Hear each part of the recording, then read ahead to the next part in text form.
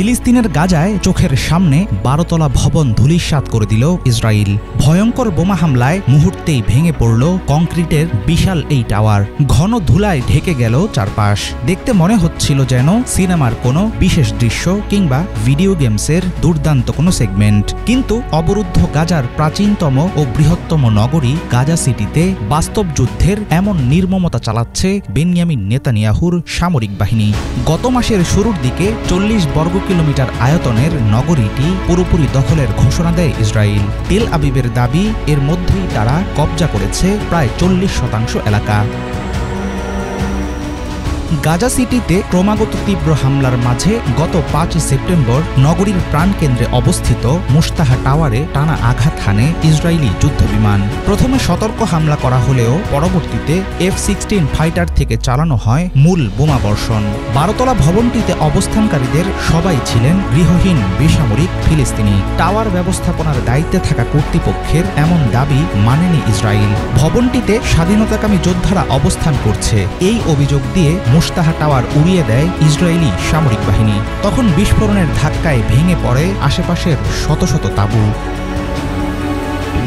ফিলিস্তিনের উপর চলমান গণহত্যা ও ইচ্ছাকৃত দুর্ভিক্ষ তৈরির পেছনে অন্যতম অপরাধী ইসরায়েলের প্রতিরক্ষা মন্ত্রী ইসরায়েল কাজ।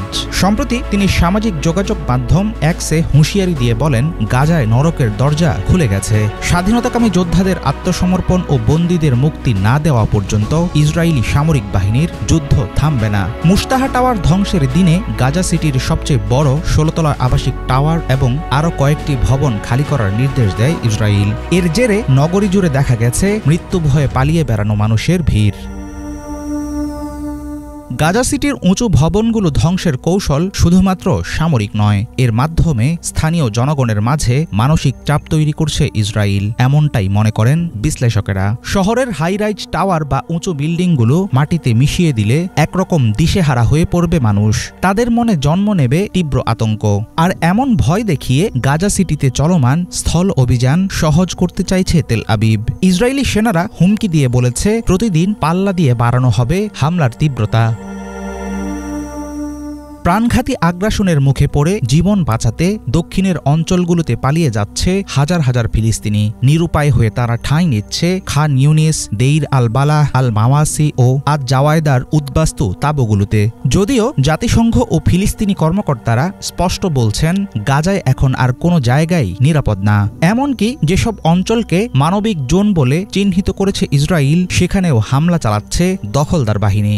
এমন পরিস্থিতিতে পোড়া ধ্বংসস্তূপ ও রক্তে ভেজা মাটি ছুঁড়ে দিচ্ছে নীরব প্রশ্ন, কোথায় গেলে যুদ্ধক্লান্ত গাজাবাসী পাবে একটুখানি নিরাপদ আশ্রয়?